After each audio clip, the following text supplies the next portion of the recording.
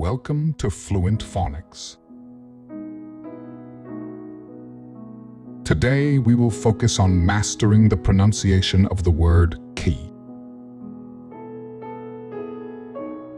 KC. KC. KC.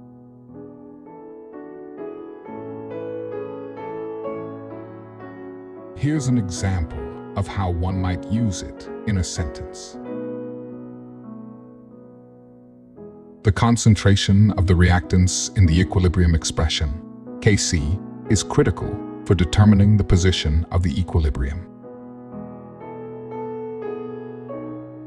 In the context of chemical reactions, Kc refers to the equilibrium constant expressed in terms of concentrations of products and reactants at equilibrium.